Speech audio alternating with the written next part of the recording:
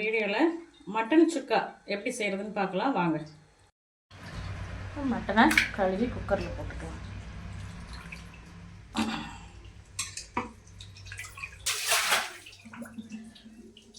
மட்டனை கழுவி குக்கரில் வச்சாச்சு. அடுத்து கொஞ்சமாக இஞ்சி பூண்டு பேஸ்ட்டு, கொஞ்சம் தயிர், கொஞ்சம் உப்பு, கொஞ்சமாக விளக்கெண்ணெய்.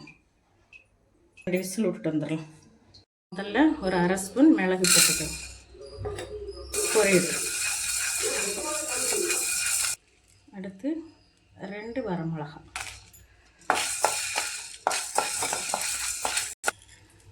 ஒரு அரை ஸ்பூன் கொத்தமல்லி, 1/4 ஸ்பூன் சோம்பு, அரை ஸ்பூன் ஜீரகம். இது கூட கொஞ்சம் கருவேப்பிலை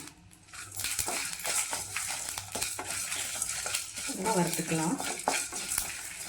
இப்போ நல்லா பொன்னிறமாக ஆயிடுச்சு. இதை ஆற விட்டுக்கலாம். அதே கடாயை அடுப்பில் வச்சு ஆயில் போட்டுக்கலாம்.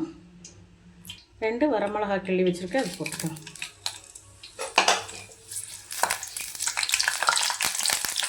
சின்ன வெங்காயம் கட் பண்ணி வச்சுருக்கேன்.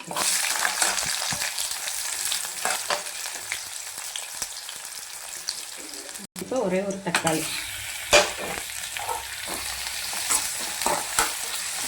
நல்லா மசிட்டோம். இப்போ கொஞ்சமாக இஞ்சி பூண்டு பேஸ்ட்டு நம்ம மட்டன் வேக ஊற்றும் போதும் போட்டிருக்கிறோம், அதனால் இப்போ கொஞ்சம் போதும்.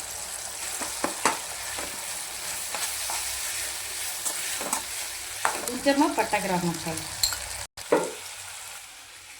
இப்போ மட்டன் இதில் போட்டுக்கலாம்.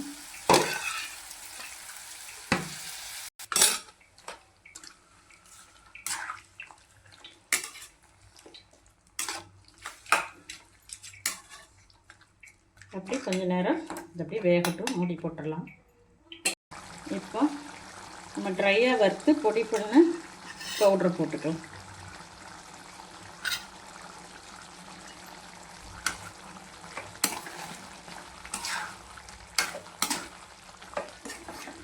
மட்டன் சுக்கா ரெடி ஆயிடுச்சு.